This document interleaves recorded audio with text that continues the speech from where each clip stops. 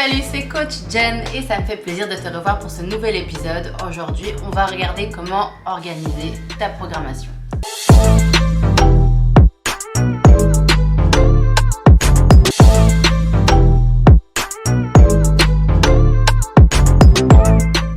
Salut et welcome back sur ma chaîne Jenny Jen Fitness.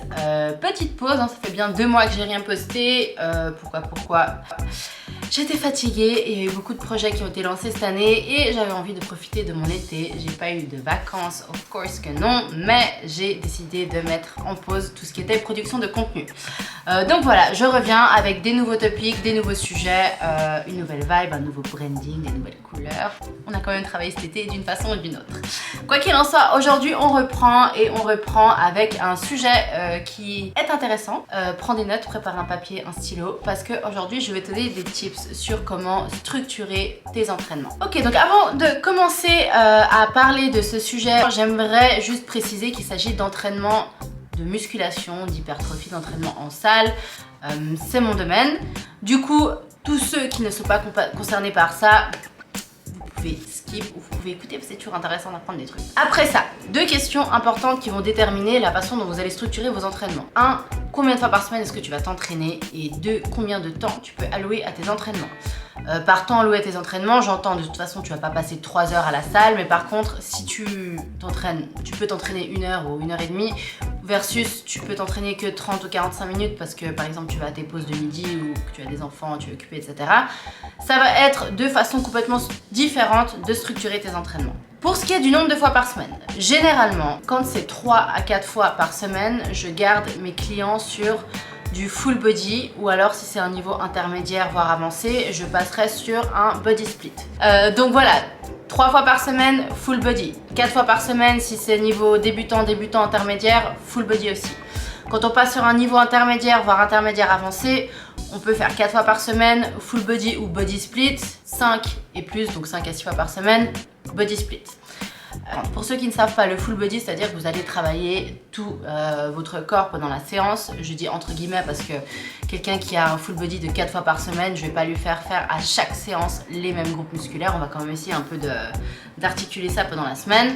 Et body split, c'est donc séparer sa séance bas du corps, haut du corps, ou ce qu'on appelle aussi le bro split.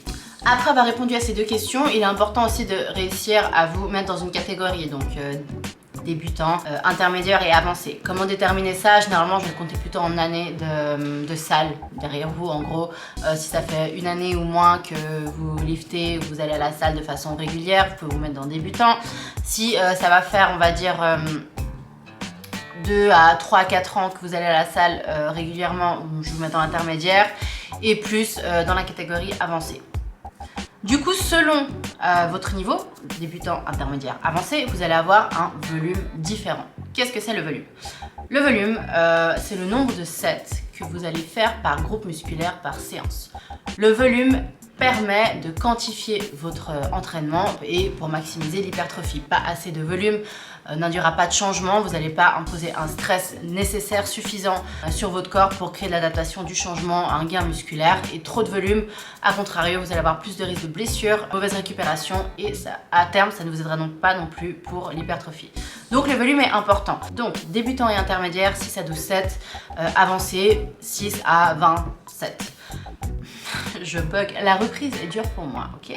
Anyway, un abricot. Donc maintenant qu'on a ces informations, vous pouvez déjà écrire sur votre feuille combien de fois vous allez vous entraîner par semaine, si vous faites du full body ou du body split, et le volume adéquat selon votre niveau par groupe musculaire. Ça sera à vous d'adapter les sets selon le set range que je vous ai donné de vos séances en fonction de ce que vous voulez améliorer chez vous. Par exemple, je ne sais pas si vous avez un haut du corps très dessiné et que vous avez besoin de prendre dans le bas du corps, peut-être que vous allez allouer moins de volume sur vos séries du haut du corps et plus de volume sur vos séries du bas du corps. Mais ça, c'est un peu à vous de regarder, c'est votre cuisine interne, je ne vais non plus pas tout faire pour vous, sinon il y a des coachs. La prochaine étape, si vous faites du full body, là vous pouvez laisser de côté, body split sera déterminé si vous faites 4 fois par semaine, 5 fois par semaine, et quel jour vous allez faire bas du corps et quel jour vous allez faire haut du corps. Après, la logique est la même pour le full body et le body split. C'est-à-dire qu'on peut garder les gros lifts, ce qu'on appelle les compound lifts, pour le début de la séance. C'est des mouvements qui vont engager beaucoup de groupes musculaires, qui vont être très fatigants et on veut avoir l'énergie de soulever ces barres, ces poids. Pourquoi? Parce que si on le fait en fin de séance et qu'on est déjà éclataxe par sa séance, on va forcément pas mettre beaucoup sur la barre, au moins que ce qu'on mettrait si on l'avait fait au début, et du coup on va pas créer l'adaptation nécessaire pour du changement. Donc de façon générale, les gros lifts en début de séance. Ensuite on peut bouger sur ce qu'on appelle du accessory lift ou de l'isolation, et à la fin, au bon vouloir de chacun, vous pouvez rajouter peut-être un peu de cardio, parce que le cardio que je conseille après une séance de muscu, ça va être un cardio avec une intensité basse voire intermédiaire, 20-30 minutes grand max. Et encore dans le meilleur des mondes, on séparait son cardio de sa séance de muscu, mais voilà, vous pouvez tout à fait mettre à la fin. À titre personnel, je le fais à la fin parce que j'ai pas le temps de le faire à côté, donc c'est une option. Donc si maintenant on doit parler concret, je vais vous donner un exemple d'un full body pour quelqu'un que je mettrais dans la catégorie débutante intermédiaire. Un full body d'environ 45 minutes, ok? On va prendre Jean. Jean travaille en banque, a pas beaucoup de temps à midi, il a seulement 1 heure, en plus il peut pas lâcher son téléphone donc c'est stress. Donc aller-retour, 1 heure en comptant le trajet, il est à côté du fitness encore, ça veut dire que Jean n'a que 45 minutes pour s'entraîner. Donc qu'est-ce qu'on va faire en 45 minutes, en sachant qu'il ne vient que 3 fois par semaine? On va faire du full body pour maximiser le volume total sur la semaine, malgré les seulement 3 séances possibles. Pour pas se prendre la tête en pensant que Jean a commencé la salle il y a pas longtemps, on va rester sur du 3 sets de 12 à 15 répétitions sur tous les exercices. Une fois de plus, c'est un exemple que je vous donne, ok? Donc les détails, fine tune and everything, ça va pas être pour aujourd'hui. Du coup, Jean pourrait commencer avec des supersets parce que 45 minutes c'est pas beaucoup. Le principe du superset, c'est d'utiliser donc deux exercices travaillant 2 muscles opposés. Vous pouvez les travailler back to back, ce qui va vous économiser le temps de pause, enfin un temps de pause. Et du coup, ça vous permettra de rentrer plus d'exercices sur votre séance de 45 minutes que si vous les travaillez seulement de façon traditionnelle. Donc Jean va travailler un full body en superset pour économiser du temps. On commence avec les compound lifts qui demandent le plus de recrutement musculaire. Du coup, Jean va commencer avec du leg press et du dumbbell shoulder press. Leg press. Pourquoi je ne l'ai pas mis sur un squat bar libre? Parce que Jean débute, il n'est peut-être pas à l'aise sur la barre. Moi, je ne suis pas là pour le voir, donc on est plus sûr. Du leg press et dumbbell shoulder press, donc c'est la presse épaule aux haltères, assis, on presse en haut. Simple, efficace, du coup il va faire ses 12 à 15 répétitions sur le leg press, prendre 10 voire 20 secondes de répétition avant de passer sur son dumbbell press, donc la presse épaule, et pareil 12 à 15 répétitions, et ensuite il aura une pause. Ensuite je vais lui mettre un deuxième superset, on restera encore avec des mouvements qu'on qualifie de compound. Du coup, il va faire des fentes pour les jambes, fente arrière alternée, et du tirage pour le dos en prise large sur la poulie.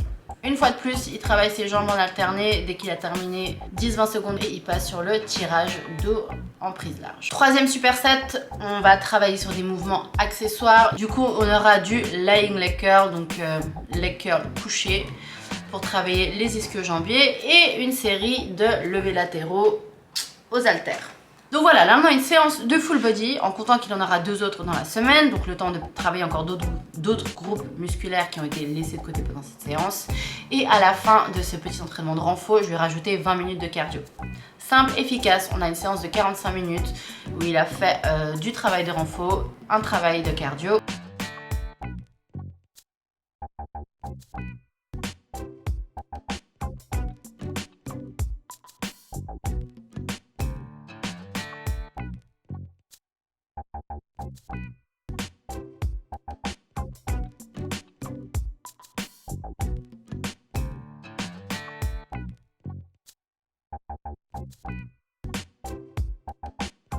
Donc on récapitule, combien de fois par semaine?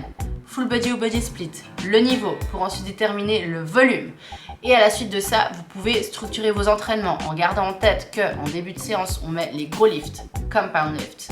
Milieu de séance, accessory lift ou isolation, fin de séance, cardio.